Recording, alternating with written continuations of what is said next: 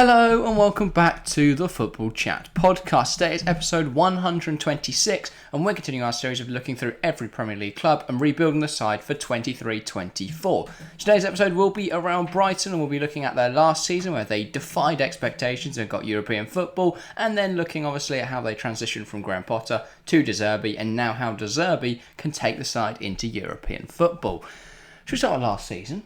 Yes. Because it was a very good campaign for Brighton. They dealt expertly with a managerial change halfway through the campaign to push on from a good start with Potter, who laid the foundations, into Zerbi, who carried them into Europe. So, should we start with that early Potter start of the season? They played really well. They were brilliant. They played some absolutely brilliant football this season.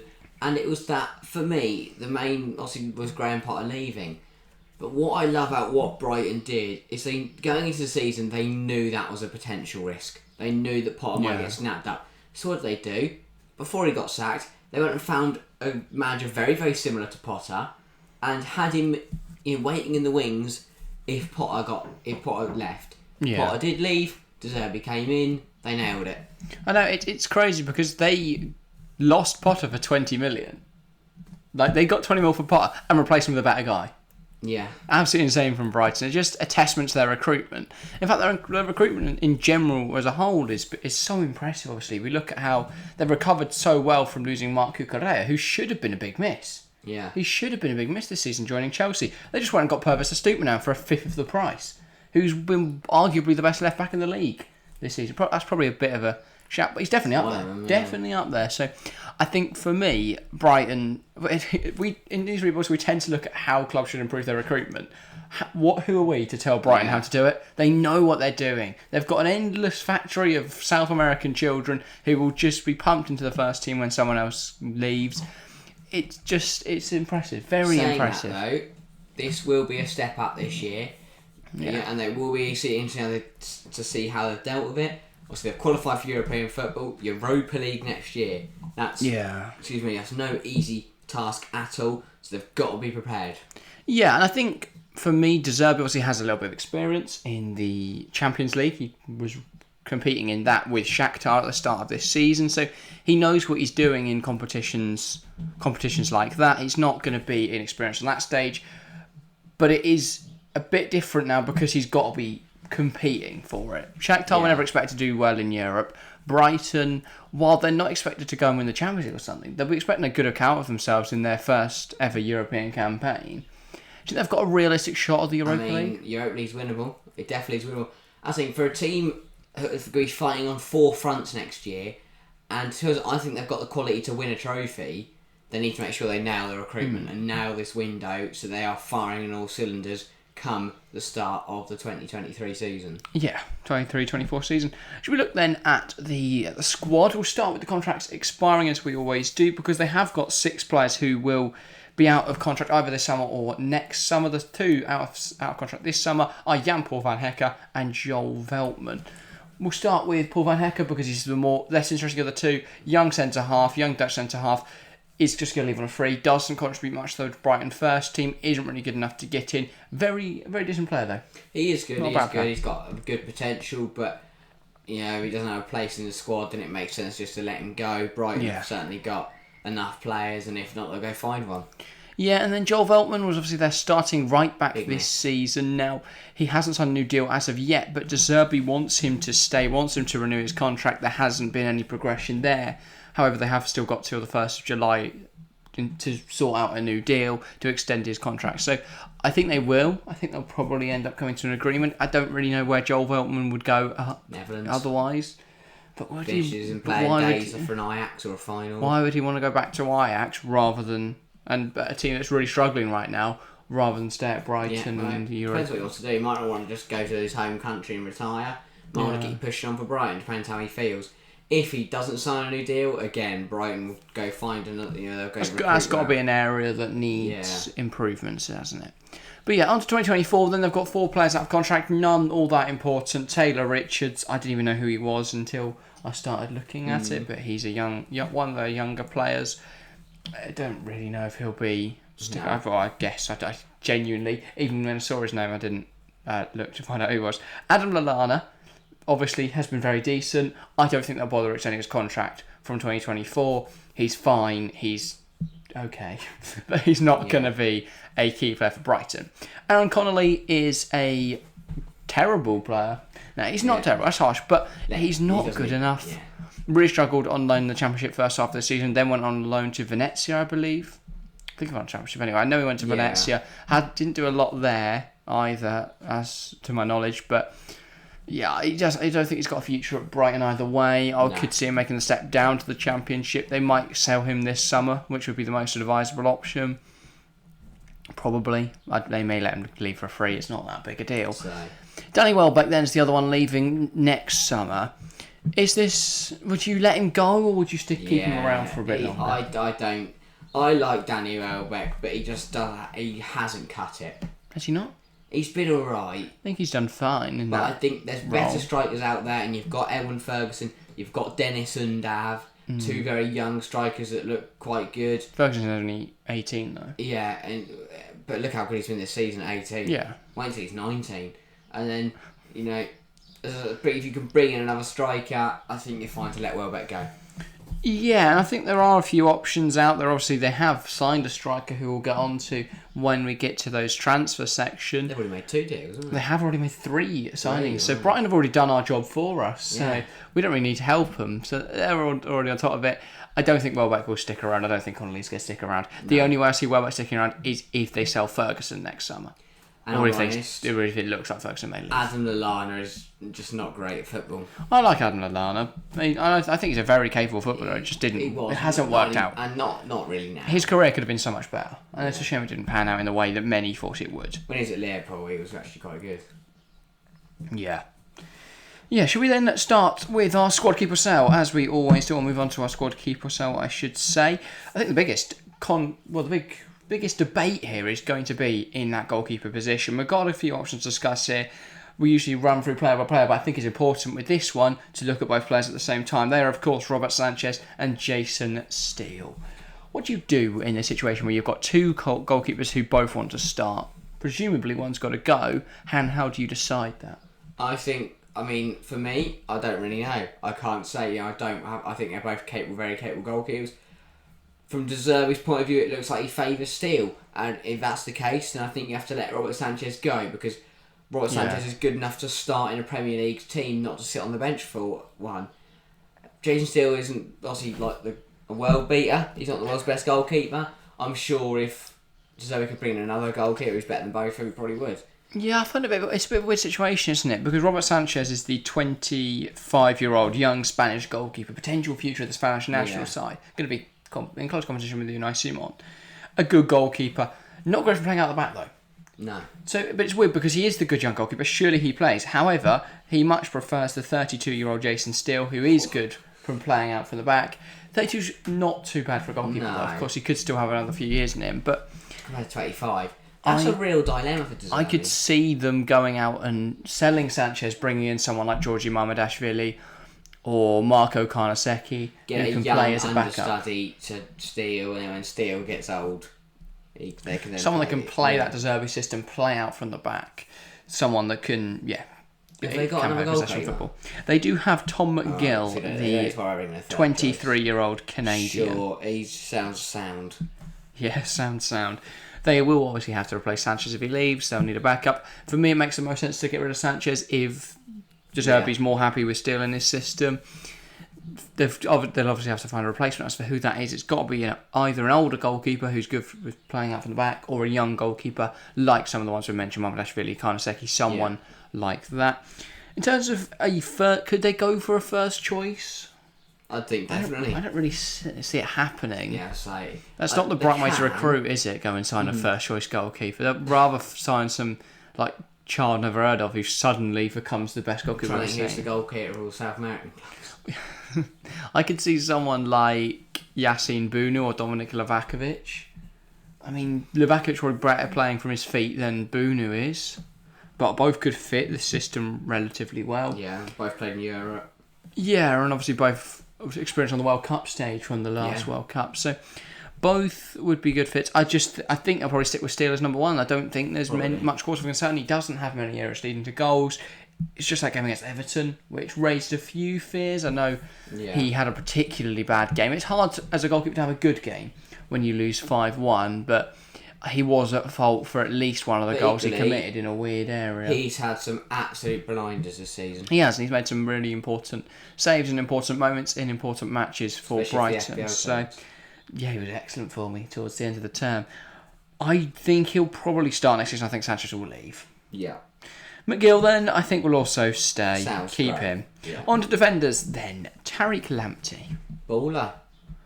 This is a bit of a weird one for me. But I think, especially with Veltman contract running out at the end of the season, you keep him. I think he's an incredible talent. I really rate him at Chelsea, and I wish we'd kept him around to a certain degree. I think he's not one of the bigger losses we had. I think losing Tino Livramento is a far bigger problem. Yeah. But he's a really good attacking right back. He offers Brighton a dynamic which Veltman doesn't, and that's a good presence going forward. Not that Veltman can't go forward, of course, but I think Lamptey is better flying forward and can recover more effectively. Yeah. I think he's a really good player. My biggest concern with Tariq Lamptey is his injury record. He only played 20 matches this season. He has struggled a lot with injuries. He has. And I would be concerned with that. But I think as a backup right back, that's fine. Yeah, he should really be starting though soon. He should be getting into. He is only 22 years old, so I don't think it's a major cause for concern, especially if you can sign Joel Veltman to a new contract. Yeah. So I don't think right back's a position they'll really be looking at, unless of course Veltman doesn't renew his contract. I think Tariq Lamptey's a keeper though.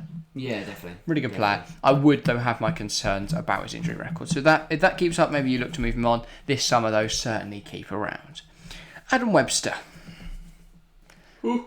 This is an easy one, I think, for me. He was brilliant. Yeah. He was absolutely brilliant. May he play rotation next season? Maybe. Depends who they bring in, but he was quality. Yeah, obviously he played quite a lot of minutes. He was rotated a bit when they signed Levi Colwill on loan. And obviously Colwill suffered some injuries as well this season, but they did rotate frequently between a Dunk and Colwill partnership, a Dunk and Webster partnership. Yeah. So you'd imagine we'll see more of the same. I don't think they'll get Levi Colwill again a little. I know obviously most people are expecting Brighton were pushing for him. They bidded 30, they bidded 40. Yeah. I just don't really see them getting a deal over the line. I don't think Chelsea would accept anything lower than that 70 million mark. So for me, a deal just doesn't seem feasible. I don't think Chelsea are going to let him leave. So keeping Webster's pivotal because they do only have 3 centre halves. Yeah. And they can't lose. They'll only have 2 then. Yeah. What if they don't re-sign Colwill? So I definitely need to keep Webster, and then they'll look to sign some more centre half. So a keep for Adam Webster.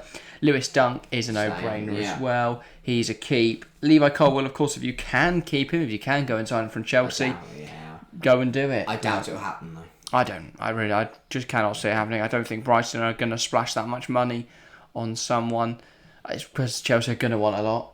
Yeah. They really do rate Levi Colwill. I think Pochettino's a big fan of him, so I don't really see that happening. Hayden Roberts, been out on loan at Derby this season. How old is he? I don't know, it doesn't say. I'll have a look on Footmob, but I don't know. Let's have a look at the seasons he's had before making a judgment, but given he's been out on loan at Derby, he's not even one of the first Roberts that comes up either. Taylor Roberts. I thought it was Hayden. No, it was Hayden, that's probably why I couldn't find him. Look, looking for a different player, but yeah, no. Can't say I know too much about him. There we go. Right, he's been out on loan at Derby this season. Not done too badly. Quite a lot of appearances, 37 appearances, 28 starts. At 46 in all competitions for Derby. Hadn't really played much from Brighton before that. Has had a loan move to Rochdale and then to Derby. If Derby want him back, then I'd just let him have him back. Yeah, he's okay. But only 21... Maybe a 21-year-old that's playing in League One probably isn't ever going to make the Premier League. If a championship side wants him just to test him, you never know. Yeah, I can't really comment. I haven't seen him play this season. Jan-Paul van Hecker, it looks like he'll be moving on. I think he's a okay centre half, but isn't really what Brighton need right now. He's fine, but nothing special. So I don't think they'll be too worried about letting him leave. For me, that is. Well, he's leaving on a free, so it's not really a sell, it's just a let him leave. Purvis Estupiñán. Baller. What a player he has been this season. He's in quality. He has been really good. Quality. Has been really, really good. I think he's really adapted to the Premier League quite well. He's a quick, a good attacking fullback. It wouldn't surprise me if they get a couple offers this summer, but I think if Brighton demand their usual high prices, they should be able to ward off any interest. And I don't think he'll be too desperate to leave. I think we'll be quite happy with this current situation. My biggest concern that left back role is they don't have a backup. So maybe look at backups, maybe look at someone like a Borna Sosa. You can go and pick up at relatively cheap to play that backup role. Someone like that could definitely work. But yeah, I think they definitely need a backup left back. Purpose Malone, 100% keep, 100% start. And then Joe Veltman, we've already mentioned, would keep him around if you can. I think he's a key figure. Is of course the oldest figure really in the dressing room. I can't think of any players older than him. If you can't keep him, that's a big miss, and you have to replace him well. It is, and you'll have to go and get a decent right back, as you say. Yeah. Though, of course, you could promote Tariq Lamptey to a starting role play Gross there as they have this season. Yeah, but maybe. I do think Brighton are light on numbers at the back. They've only so if we take out the loanee of Levi Colwill and we consider Jan-Paul van Hecker as gone and Hayden Roberts as being sold, that leaves them with Lamptey, Webster, Dunk, Estupiñán, Veltman. If he stays. They could be as low as 4 defenders. They could be as low as 5 defenders. They are going to need to look to sign a couple of other defenders. On to midfielders then, and the first of which is Solly March, a player who had a really, really impressive season, 22-23. Unfortunately, I don't think he scored in March, but he should have. I expect him to be a bit more bit part next year, but I still think he'll play a big role. Yeah, so I reckon they'll tend to rotate Facundo Buonanotte and especially if Europe. Julio Enciso into the side, but March will play the Prem minutes, I would expect. Who tends to play on that right-hand side, I believe. He does, doesn't he? I can't remember the Brighton side too well from this season. They've rotated it so often, but obviously Mitoma on the left, March on the right. That's tend to how they start. I don't think they'll sign a better player. It's just whether Facundo Buonanotte or Julio Enciso comes into the side and starts to demand more and more minutes because of their performances. But for me, March is a starter and a definite key. Yeah. Unless you get a bit of 60-70 mil, in which case that's impossible to turn down for Solly March. Pascal Gross, such a key figure. Yeah. Such a key figure for really Brighton. like He's him. been there almost 8 years, I want to say now, something like that. A really good player for them in that time. How old is he now? He's starting to age a little bit, 32 years old. Still got it though. But a key figure in that dressing room for me, a definite must keep around. And again, our player had a brilliant season. Yeah, everyone for Brighton really had a decent season, didn't they? Adam Lallana. Let him go. Yeah, keep him for now. Let him leave it at the end of his contract next season. Jakob Murder. I haven't seen too much from this man this year. I don't think he's been involved, has he? I've not seen him. I feel like he's probably a sale. 12. I imagined. No, I clicked on the wrong one. Wow. He didn't play in 22-23. I don't know where he has Yeah. been out on loan, I'm guessing. Should we find out where? Then, yes. I can't imagine he's just sat on the bench. Jakob Murder, he's been out on loan. Oh no, he hasn't been out on loan. He's just not played. He's just not played any minutes. So probably a sell. Yeah, so he hasn't I don't know where he goes, but he's not played at all this season. He's not been out on loan. There'll be someone, maybe a championship club, looking to sign him. So for me, Murder is an easy decision. Just sell him. Yeah. Hasn't played at all this season. Isn't good enough for Brighton. An easy 5 mil maybe from a championship club. Not too difficult to shift, I wouldn't say. Corrado Mitoma. Baller. Absolute Love this guy so baller. much. He's quality, isn't he? He was absolutely brilliant. The way he plays football is so exciting. That goal against Liverpool was just brilliant. It was Absolutely beautiful to watch. I think there will start to be interest developing in him because of the talents he possesses. Yeah. I think you can probably ward that off for another season, though. There's other talents at Brighton that are being have more speculation surrounding them. I think Mitoma will likely stay. There's not been too much concrete interest as of yet. No. So if you get a bid that's unreasonably high, then you've probably got to let him leave. And I don't think Brighton will fail to replace him. They'll definitely go and find someone. But for me, Mitoma's a stay. Must keep if you can because he's such a good player. I hope they can keep him around. But I do think they may face a couple offers. The thing for Brighton is that they might get away with is that actually there's not too many teams that are an upgrade. Yeah, Brighton, European football, look like they're playing very, very nice stuff at the moment. And the teams that are upgraded maybe don't see him as an ideal candidate. Like, I don't see Mitoma going to City or Real Madrid. I could see him going to City, but not this summer. this summer. If this, I think for me, Mitoma is probably going to stick around for another season at least. Up next, it's Moise Caicedo, and I think the story's very different with this lad. I don't think I have a choice. Very heavily linked with Chelsea right now, a fee around that £80 million mark. I think it's been announced as close to a here we go. So I think that will likely get done in the coming days, maybe even been announced, or here we go at least. By the time this episode goes out, we are recording a little bit in advance, so I wouldn't be surprised if this is immediately outdated like our Bournemouth episode was. For anyone that watched that, and we spent the whole time talking about Gary O'Neill, and then they went and sacked him. But for me, a magical player, it's impossible to keep around, isn't it? Yeah, but if I do sell him, I'd expect to see. I wouldn't be too annoyed. Oh, yeah, they should be repaid handsomely, shouldn't they? But look at the way they replaced Trossard. Oh, yeah. Brilliantly, and they'll probably do exactly the same. That's the thing. I mentioned obviously Cucurella when talking about how they changed, were able to react to losing a player. They lost Trossard halfway through the season. I didn't even notice. They just found Mitoma sitting in the reserves and went, "No, go on, lads, you've got a chance." And he tore the world apart. I don't know what I'm saying. Apart and alight at the same time. But yeah, such a good player. Moise Caicedo, perfect for Chelsea, I think, as that box-to-box player alongside Enzo as either the 8s or the 6s. So for me, a perfect fit for the club he's going to. He's been an excellent servant for Brighton. He's been there for 2 seasons. A really good player. And Brighton are going to take a handsome profit. £2 million they bought him for, I believe, and $80 million is the rumoured fee they'll sell him on for. So a great bit of business from them. Another great bit of business from them. Billy Gilmour, I think it could be involved even more this season. Didn't really get many minutes under either Potter or Zerbi. Zerbi started to play him though towards the end of the season. For me, I think he'll probably get even more minutes with Caicedo out the side. But he's also one of those players that will benefit from the fact that Brighton are now fighting in 4 competitions. Yeah, I think he'll get even more minutes. And I think with more minutes, Billy Gilmour can show his talents to the world. A really, really talented player. I rate him really highly from his Chelsea days. I think Brighton are very lucky to have him. I think he's so incredible and very underrated, I would say. A really, really good talent, underrated by the masses. Yeah.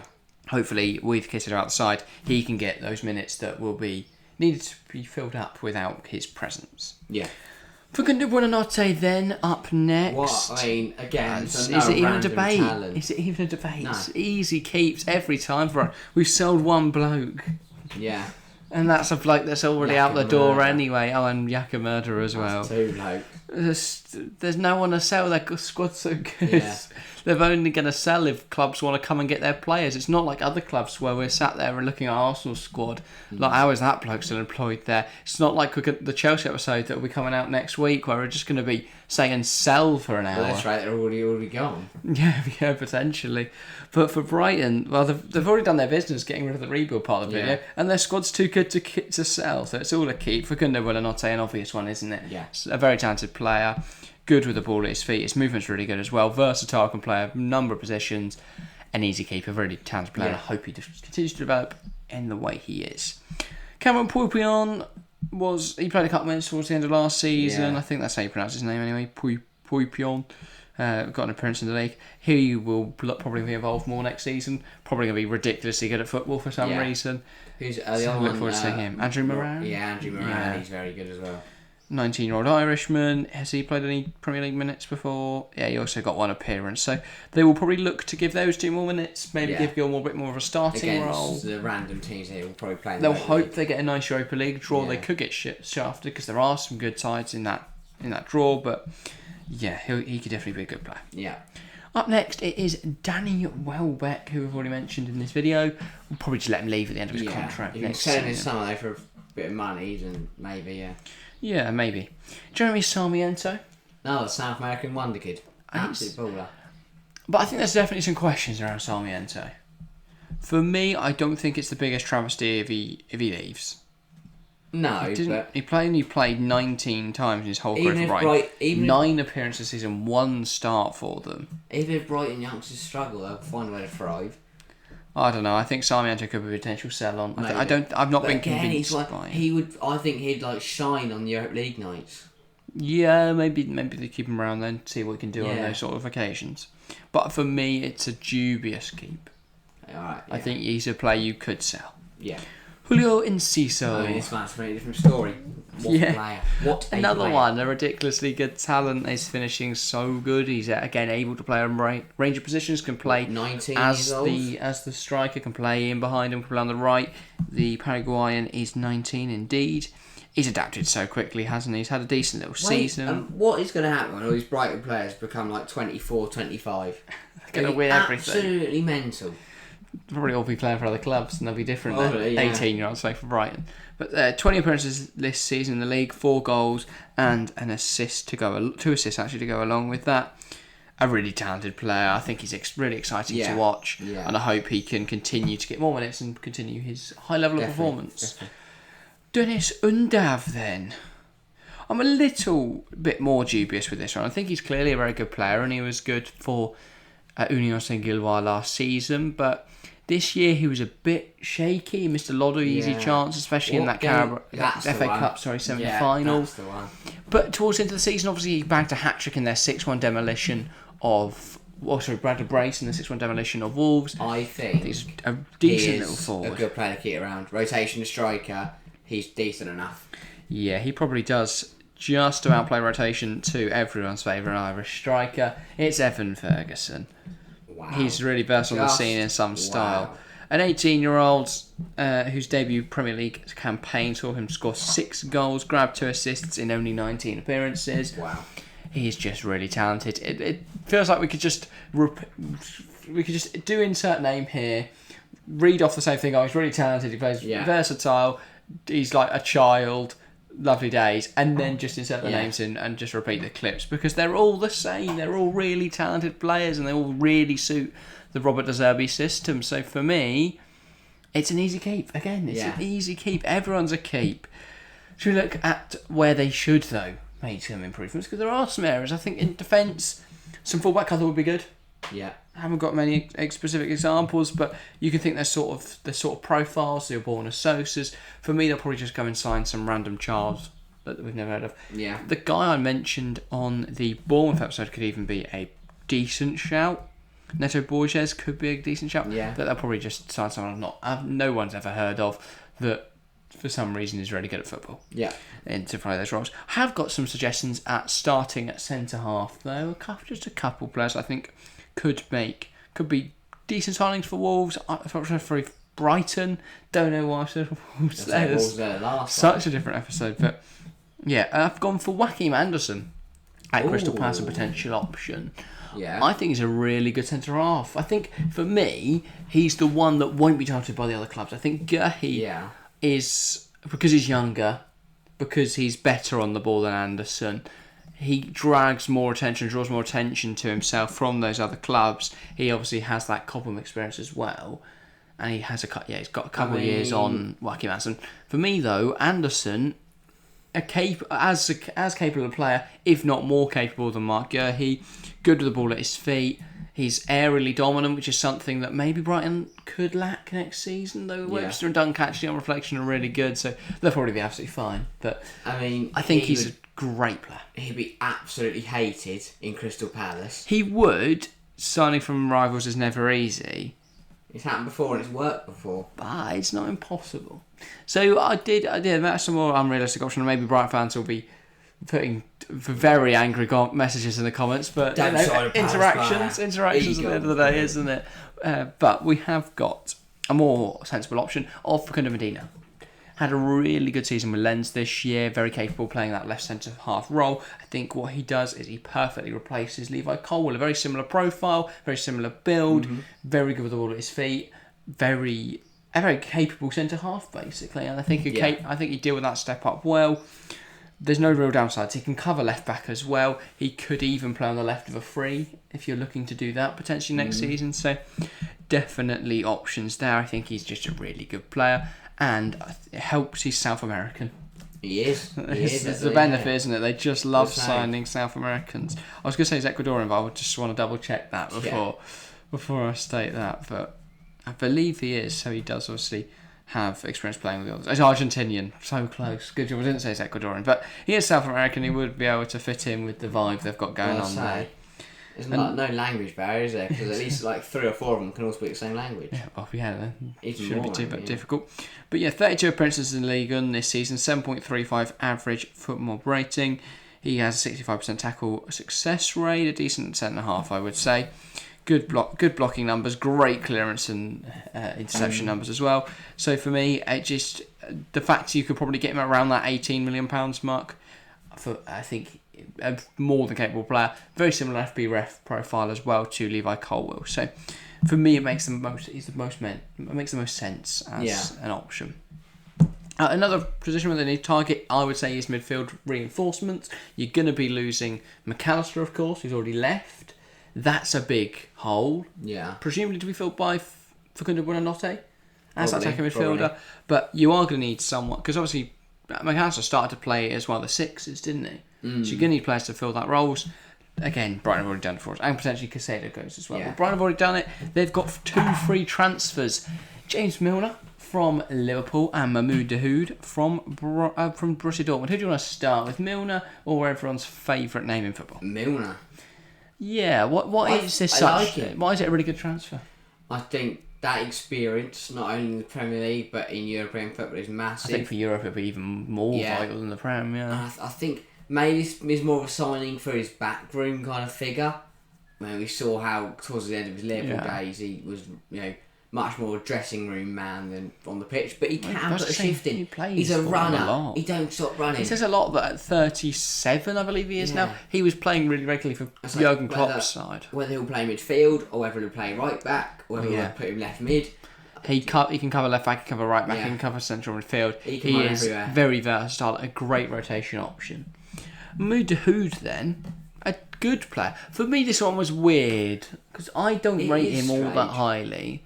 But I think he's a fine player. I wonder, it's again that whole European thing. Obviously, lots of experience to Hood playing in the Champions League.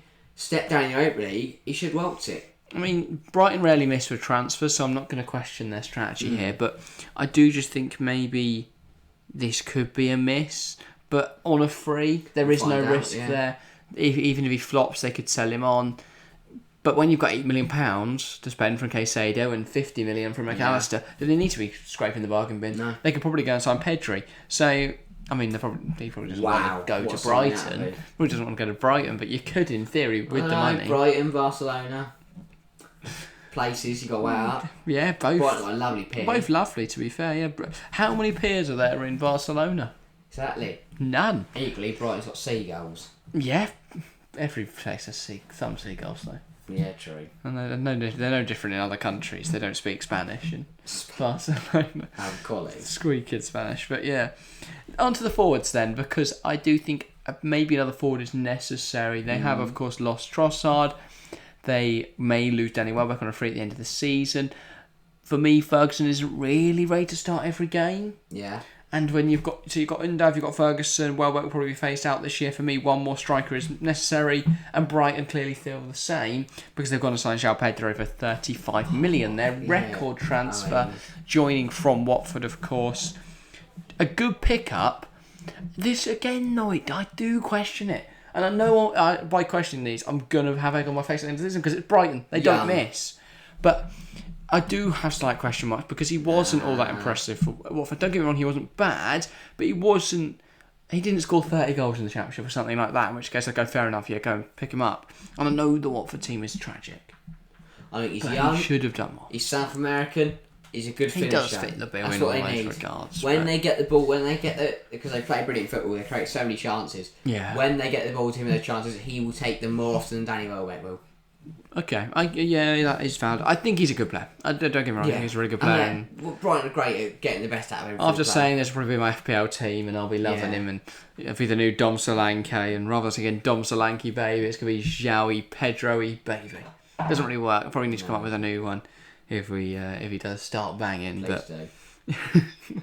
Okay, I'll take the criticism on board. But yeah, Pedro, a really, really talented player. Yeah. For me, he'll probably start most of the Premier League matches. Yeah. Ferguson will also start games though. And if they do go deep in all 4 competitions, which they'll be hoping to do, I think Brighton will be looking to push for a trophy this season. they'll be hoping João Pedro can have a massive contribution. Definitely. But I do have some fears. I mean, but it's Brighton, they don't. I was just saying they're ready to go for next season. They're sort of. What can we add? Because Brighton have done it. Yeah, they're done. Brighton have already done their recruitment. They're ready to go. Sorted. They do need a centre half because they've only got 2. They'll get one. They probably will. Or they'll just find one. They're done. Hang on, we forgot. We've got like the second coming of Franz Beckenbauer just sat in the cupboard under the stairs. But yeah, I think that sort of summarises the squad rebuilding. Should we do our I've never had a football club be ready to play next season in June. Yeah, no. Mental. Chelsea's still got 43 players employed. Yeah. Brighton, they've got none, but they're still going to probably get Europe. But yeah, predictions for the new season then. We tend to do 2 options, but I think that's the same squad. They're not really done on that. So where do you see them? Is this a matter of staying where they are, consolidating Europe? Yeah. Do they push on? Could they even get Champions League? Do they regress either to Conference League or to below? I think they will stay exactly where they are. I think some teams will come through bigger and better, but I think some teams could fall backwards as well. I don't see Brighton moving. The only thing for me that could hamper Brighton this season is if they lose to Zerbi. I think there's a very realistic chance they lose him in January. To who though? Chelsea. They love sacking managers. No, Poch will work. Poch is going to succeed. But I don't think they will. There's definitely going to be jobs available. If they're top 4 in the league, on course to win the Europa League, why would he leave? Money. Love. That's great. Who's he loving? Today, everyone. There'll be options out there, and I do think it could be a problem if his head is turned. I do think he would wait till the summer though, because he does seem to be a bit more respectful than Potter was. It was just first off and he ran away. Yeah.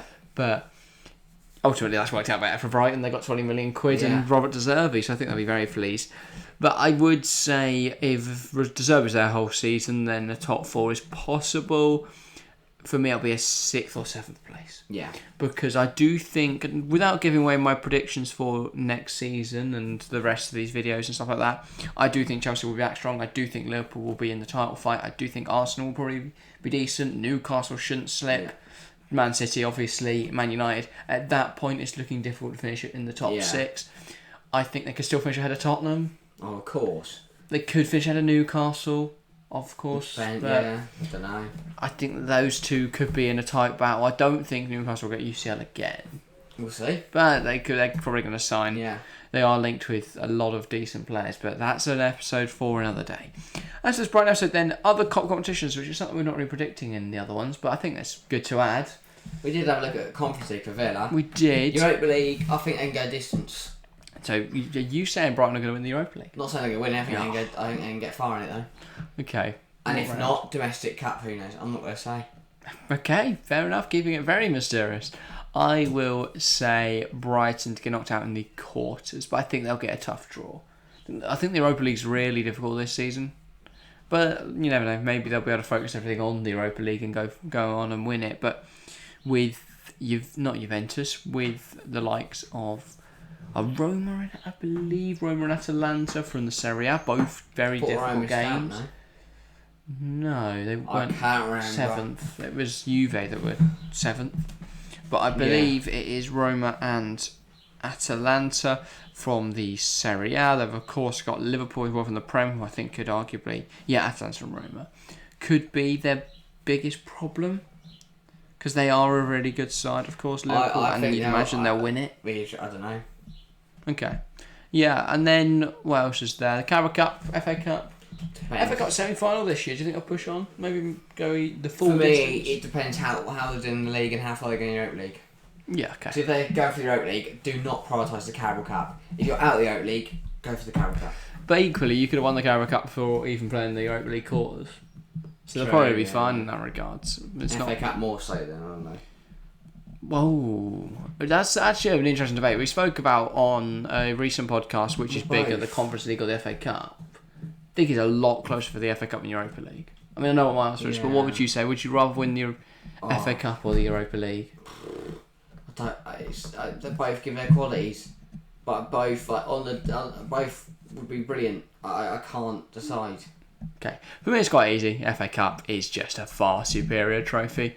It's one of the most prestigious trophies. Of course, it's the oldest cup competition in the world, I think, in football. Might be wrong there. There may be some Guatemalan 4th Division trophy that's been going on since 1870, but as far as I'm aware, it's the oldest cup competition. Obviously, that rich history is therefore very important. But I also think it's more difficult to win the FA Cup. There's more rounds. You've got to play tougher opponents because you've got to beat everyone in England. You could get a nice run in the Europa League. I know you could get a nice run in the FA Cup, but it's more difficult to avoid all the big teams. Yeah.